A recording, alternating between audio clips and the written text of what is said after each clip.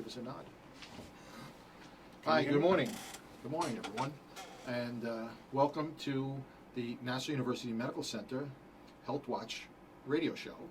This is a series of radio broadcasts that we're going to be doing over the next couple of weeks, just to discuss some issues that might be relating to healthcare, things that you may want to know about hospitals, about what you should be doing if you're coming to a hospital, some of the services that hospitals provide, and just things that people would like to know before unfortunately suffering any type of accident or illnesses. So I'm Dr. Victor Politi. I'm the president and CEO of New Health, Nassau University Medical Center on Hempstead Turnpike in East Meadow, the driving force of healthcare here on Long Island. It's the comprehensive medical center for all your healthcare needs here at one spot. And today we're going to be discussing emergency medicine, the care that you receive in our emergency department here at Nassau University Medical Center. Our guest is Dr. Anthony Boutin. Dr. Boutin is our chairman of emergency medicine, board certified ER doctor and a fellow of the American College of Emergency Physicians, which in and of itself is very high esteem and notable accomplishment from Dr. Boutin. So Dr. Boutin, as a chairman of the emergency room, why don't you tell us a little bit about yourself, where you were trained, where you worked before coming to us here at Nassau University Medical Center, and some of your education. Well, I'm from local. I'm local. I grew up in Elmont, New York. Went to Elmont High School, and after that, went to St. John's University. I trained in emergency medicine. I did my internship at North Shore and my residency at Long Island Jewish before they merged. For the last 15 years, I was at Mount Sinai in Elmhurst, where I honed my skills. I've been at the Nassau University Medical Center for the last 7 years. This is my 8th year, and I am currently the chairman of the emergency department. Fantastic. And I know this the ER has recently gotten to go on major renovations. Why don't you tell us a little bit about the ER and what you got in there? It is a state-of-the-art emergency department.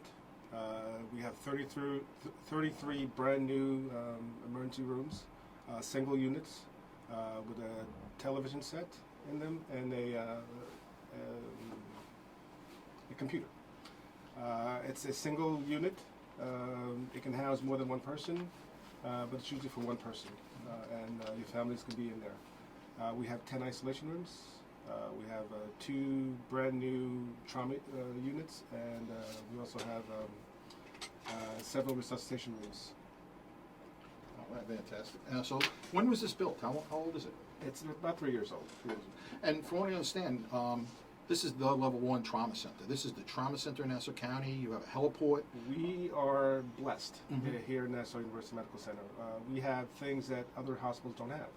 We're a level 1 trauma center. We have a burn center, and we have a hypervac. So these are 3 things that most hospitals really don't have, and we have in one place at the medical center. Right. So, from what I understand, the emergency department itself has greatly expanded. You have all these private rooms. I mean, with televisions and computers, it sounds more like you're in the hospitality business than the emergency medicine business. But tell us about your doctors and your nurses. What are their qualifications, and how is your staffing? My doctors are very sharp, very young, experienced. Most of my doctors are, again, local. They train at the best hospitals in New York City, from NYU, from Cornell, from Mount Sinai, and from North Shore LIJ. Most of them rotated through the emergency department as part of their residency program here at Nassau University Medical Center. They loved what they saw, and we kept them along. Fantastic. You also have a separate PEDS emergency room as well. What goes on in there? Same thing. We have board-certified pediatric trained pediatricians in the pediatric emergency department, 24/7. We also have residents that rotate from the Department of Pediatrics to the Pediatric Emergency Department. It's a separate unit. So you're basically a lot of the trauma that we see here in Nassau, car accidents and other types of things, wind up in your emergency room. You have a full trauma bay. You have critical care rooms in there. Pretty much a small operating room right in that emergency department. What happens when you have a bad trauma? Do the emergency room doctors handle it, or you have surgeons come down? How does that work? It is a dual process. We have a trauma team that comes in. We get alerted by EMS because we are also a NetCom center where EMS is a base. So we get a call whenever there's something that's coming into the emergency department. We get a call. Specifically when there's a trauma, we get a trauma notification where we alert the trauma team. As part of the trauma team, the initial members of the trauma team are the emergency department physicians, but we also have a trauma surgeon that's actually within the hospital that comes down and helps out, and we have the trauma service. So it's comprehensive. It's the way trauma is supposed to run. When you read the book ATLS, we mimic exactly what happens in the ATLS. Everything that goes on in there, we actually follow. It's a model of the way trauma should be run in the United States. I mean, 'cause it's amazing. You have the top docs in the ER. You talk to the firemen and the cops and the police officers and the EMS personnel here in Nassau County. They all claim NUMC as their hospital. That's where they want to go when they're treated. That's where they bring their patients, because they know if they work on someone in the field, they resuscitate them. They did a lot of work to keep their persons alive, and then they bring them to you, and they want to make sure that where they bring them to that hospital, that you're going to continue that good care. We actually take it very seriously, because we get the pre-notification that someone's coming in, and we get prepared. We don't wait for them to come in to get prepared, and we take it very seriously.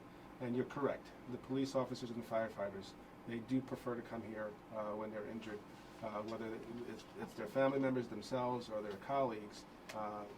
We're the place that they come to. And it doesn't stop there. I mean, you mentioned the trauma team, the surgeons. I know you have some really top trained, board certified traumatologists in your hospital that come down to the emergency department right there and then when that occurs, followed by bringing, if they need be, to the operating rooms. And we have 8 state-of-the-art operating rooms, and it doesn't end after they have great surgery, life-saving surgery. They go to our SIC, or our surgical intensive care, or our medical intensive care unit, which is basically brand new. I mean, we're still having a ribbon cutting on that intensive care unit. So these are state-of-the-art, brand new intensive care units. So not only do we save your life in EMS and continue the care in the emergency room, you go to the operating room with some great surgeons, and then you get to recuperate in a brand new state-of-the-art SICU with some of the highest trained nurses and physicians of any hospital in Long Island. So it's amazing. That's correct. And I don't want to just say that we're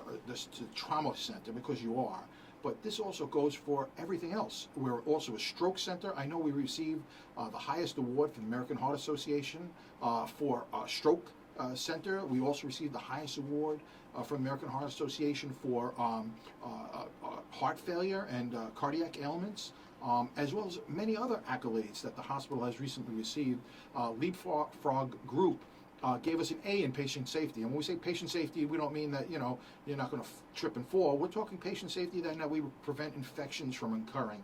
And we have one of the lowest infection rates of any hospital from inline catheters and receiving infections while in the hospital. And so that A for patient safety from a nationally recognized organization is something we're very, very proud of. That's correct. Our GYN surgery, we just received a 5-star rating. This is our 3rd year in a row that we received a 5-star rating for GYN 3 years in a row. We're the only hospital, I believe, in Nassau County or Long Island that had received that. So these are amazing, amazing awards that a hospital on Hempstead Turnpike in East Meadow is receiving. And yet the people in Nassau County don't realize that. They see us as the trauma center, as the place to go to get your life saved if you're having a heart attack or a stroke. But yet we're all around are receiving such great grades from all these national organizations. Well, that's correct. See, what happened is that most of the doctors that go into emergency medicine, they're great at trauma, they're great at critical care, but we also do everything else.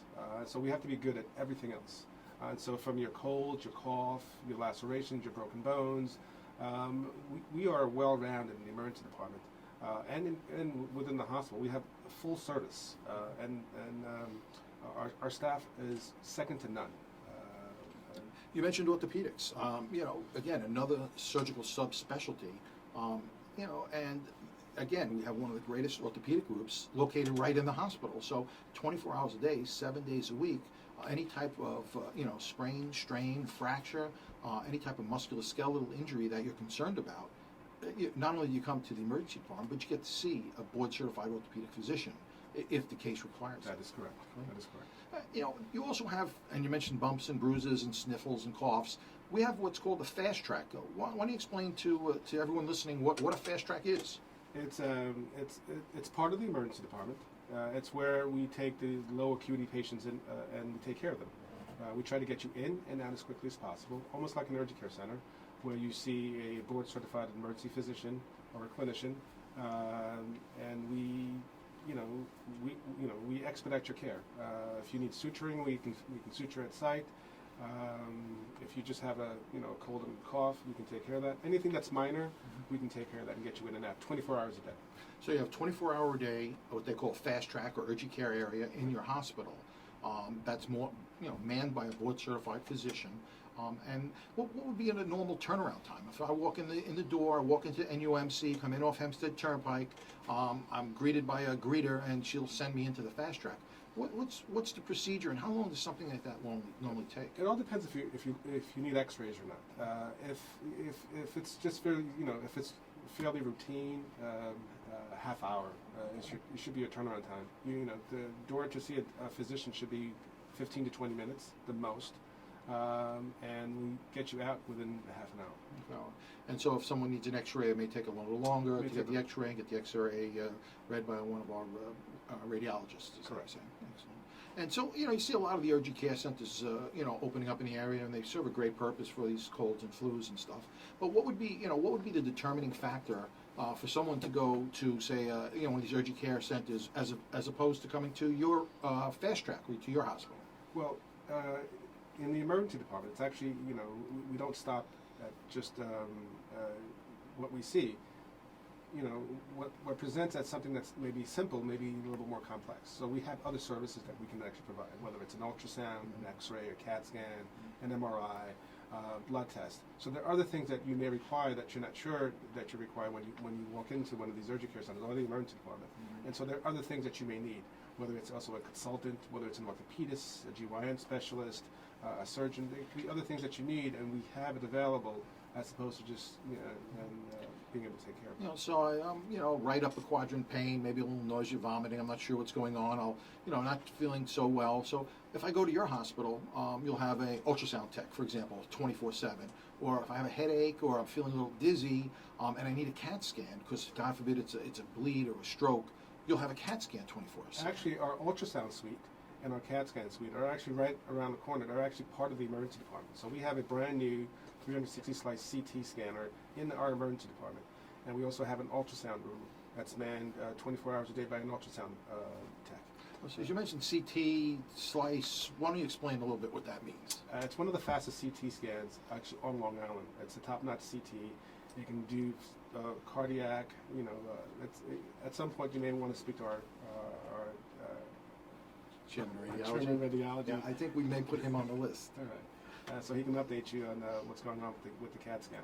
Well, because that's really interesting. So if I come to your hospital with chest pain, and you're admitting me for potential cardiac issue, you can actually get a CAT scan, a CT CAT scan of my heart while I'm waiting. Absolutely, and that can determine whether you are, you have a blockage or something going on that needs to get intervention. So that's something that you couldn't get in a lot of other emergency departments. Are there anyone else, any urgent centers that have these types of capabilities? None of the urgent centers have this. There's a few hospitals on Long Island that actually have a 360 slice CTs, and I think Stony Brook may be one of them, and maybe North Shore. I'm not 100% sure. Yeah. Okay. So that's really a great asset for patients with chest pain to come to the hospital, have their enzymes and their EKGs checked, and right there have that CAT scan 24 hours as well. That's correct. So all of these things are available. Someone comes in at night with a child.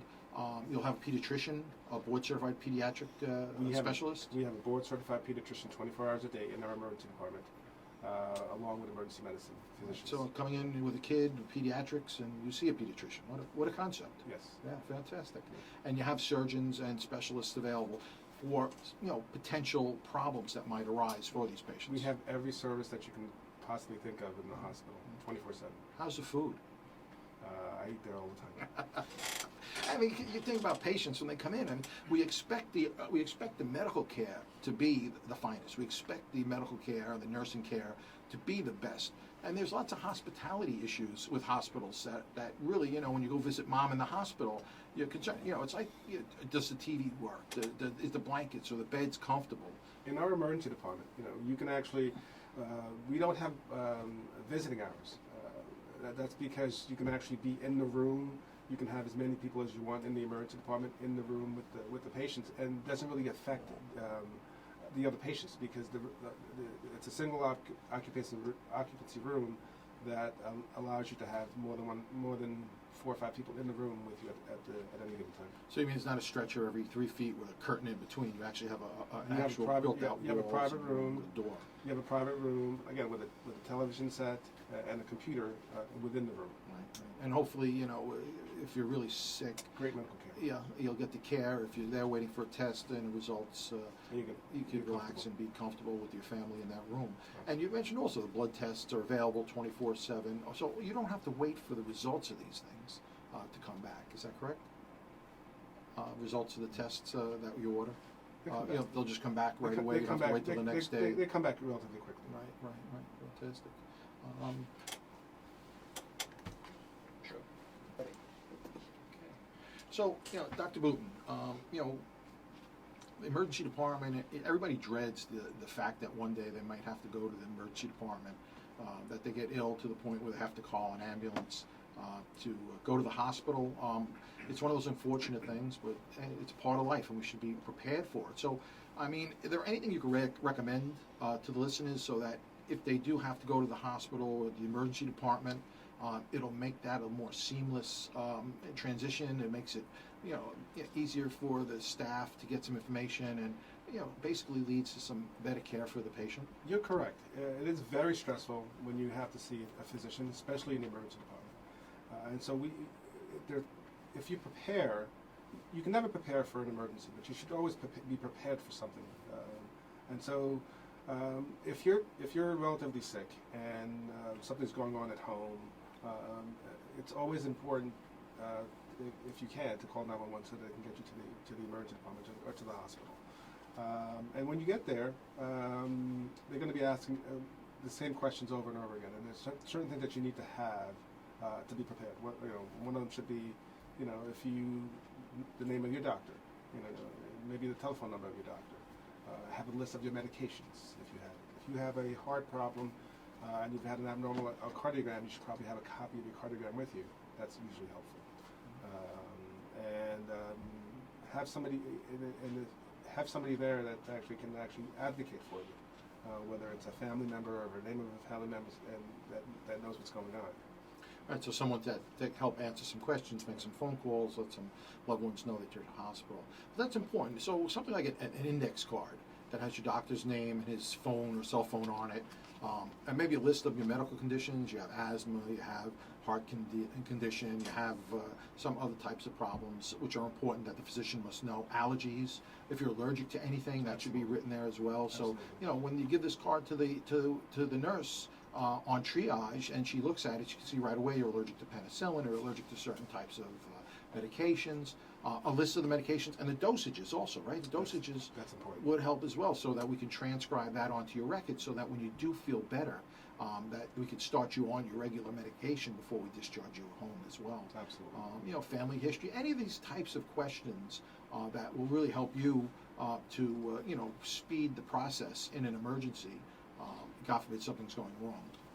Well, if you have these things prepared beforehand, it's very helpful because you never know when you're going to need it. So it should be at hand's length so that you can, whether it's an index card or a sheet of paper with all the information that's available and a copy of your cardiogram. Yeah, you mentioned cardiogram. How do you get that, and isn't it kind of bulky? No, it's just a sheet of paper, and you can actually make a copy of it, or you can shrink it if you want, and you can fold it. And you can just have it as part of your and you should be able to carry it around. So you ask your doctor, say, Doc, can I have a copy of that EKG? And maybe just make a photocopy of it and fold it up and put it in. Most cardiologists or most physicians will want you to have a copy of your cardiogram when you go somewhere, because you're not going to, they may not be available in their office hours to be able to send a copy to the emergency department. So if you have a copy of it, it's very helpful. And so I'll give you a baseline to see if there's any changes? Absolutely. And what's usually that indicative of some issues? Whether there's a new ischemia, or you're having some arrhythmia, or if you're having an actual heart attack, you're able to tell by looking at cardiogram. That's great. That's great advice, and I think it's something that most of us really should do, especially if we have elderly parents. or family members that have chronic illnesses, we should do that for them. Maybe we should go there and, I may go home and do that for my mother and write down her medication and her history and her doctors and give it her on an index card and tell her to keep it in her pocketbook. God forbid she has to go to the hospital. You're correct. Usually when I see a patient and there's a family member with them, it's usually very helpful when the family member says to me, here's a list of the medication, there's a doctor's number, and it's very helpful because, it has a lot of information that's really helpful for us to make decisions and help us guide the care. So do you contact the doctors? Do you try calling those doctors up to get some additional information? As long as I have the name and number of the physician or an idea of where they are, we try to contact 100% of the doctors when they come into the emergency department if we know that they have a physician and they're around, so that we can actually touch base with them, let them know what's going on, and so that they can actually guide us to see what's going on. And most of the physicians that we contact know their patients, very well, and usually help us guide the treatment. And follow-up care. Follow-up care. So what about patients that don't have a doctor? What do we, how do you follow up with these patients that maybe they don't have a primary care physician? Do you have any facilities in the hospital to take care of that? Every patient that leaves our emergency department, we make sure that they have follow-up, whether they go to their own physicians or we provide them physicians within our network. As you know, we're a large complex facility with multiple outpatient facilities, and we can actually attach them to one of our outpatient facilities that's located in Nassau County. I understand you also have a brand new, state-of-the-art, $17 million primary care site being built right now. I want to give us a little update on what's happening with that. I see the construction when you go by on Hempstead Turnpike. The whole first floor is being all renovated. That is correct. We are going to be consolidating all our primary care facilities on the first floor, state of the art, with pediatrics, OBGYN, women's center, specialty clinics, even an urgent care center, right on that first floor. It's vast, and we can't wait for it to start. It's amazing because just the difference that's happening in Nassau University Medical Center over the last few years, all the new changes that we see. I know recently, about a month or so ago, you had a grand opening for the new labor and delivery suite up on the third floor, which is a state-of-the-art labor and delivery. Again, each room is basically a delivery room, an operating room in and of itself that's disguised as a room that you'd find in one of the fancy hotels. That's correct. That's correct.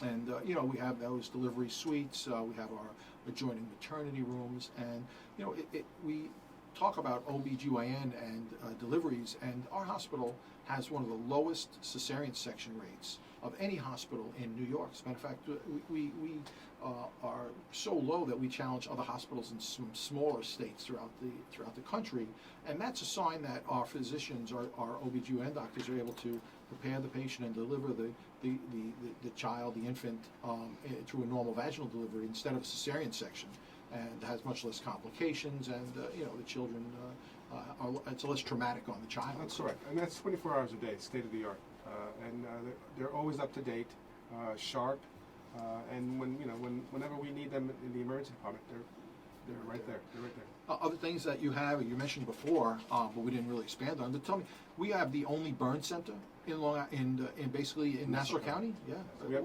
again, major burn center, state of the art, beautiful, and we also have a hyperbaric center. So anytime there's a major fire on Long Island, they usually end up at Nassau University Medical Center because we have not only a burn center, but we also have a hyperbaric. Right. So the burn center, if God forbid someone's burned or has carbon monoxide from smoke inhalation, these are staffed by, I believe, specialists, plastic surgeons. Tell us a little bit about that. We have a burn fellowship. Again, it's state-of-the-art center that's staffed by plastic surgeons, specialty trained in burn, that can take care of all these issues. Amazing. And yeah, I mean, that's something that you really need. God forbid there's a house fire and someone's suffering from something like this, that we have this facility. And it's also good to know we have plastic surgeons in the house who are available 24/7. If you have a suture or laceration of the face or something and you want a plastic surgeon There are rooms available. We've got them, and you know, it's one of the best plastic surgeon groups around, and you know, they're available 24/7 to come right to the ER or to the hospital. That's correct. And you mentioned hyperbarics. Why don't you explain a little bit as what is a hyperbaric? It's a chamber where it helps us in taking care of the carbon monoxide. It gets it out of your system a little faster. And we get transfers from New York City, from the tri-state area, just to use our hyperbaric center and our burn center. We have the only multi-place, and they put several patients in there at once. If a family is involved in a house fire and you have multiple patients, you can put more than one patient in the chamber at any given time. It's amazing. I mean, I can go on and on about the changes in National University Medical Center, about our our PM&R, physical medicine, our rehabilitation area. We have a floor dedicated just to wellness, to people getting healthy after they have a stroke, or healthy after they have some sort of fractures or other types of musculoskeletal injuries. And it's a beautiful floor. It's got all the latest physical therapy equipment. They actually have an actual house up there, a room that is a bedroom and a kitchen and a laundry, so that the physical therapist and occupational therapist can actually work with a patient who's had a stroke, and they could learn things like shutting off an alarm clock and making a Mr. Coffee pot, all the things, or doing laundry. So they have that so patients can work together with therapists to retain those skills, or to have those skills returned after having some sort of neurological event that might help them as well. That's correct. Yeah. So I mean, there's so many other things that time doesn't allow us to talk of all the different changes that are occurring in the hospital, in the medical center right now. But I just want to say thank you very much for being here with me, Dr. Boutin. You really are truly an asset to the hospital and to Nassau University Medical Center and into Nassau County. It's a pleasure to be here. It's a pleasure to be here and to represent Nassau University Medical Center. I've only had a great experience since I've been here for the last 7 years. Yes, you're truly a lifesaver, Dr. Boutin. Well, thank you. All right. So again, I'm Dr. Victor Politi. I'm the president and CEO of the Nassau University Medical Center here in East Meadow, Long Island, and basically we're looking forward to continuing these types of dialogues with some of the physicians, chairmen, and nurses, and some other specialists on a weekly basis, just to bring some information up that you might have some questions about, and just to again make you more familiar with that giant building on Hempstead Turnpike and what goes on in there, and put a sort of a face and a personality to the building. And so again, I thank you for listening, and just wish you all a great, healthy, and happy day. Thank you. Thank you.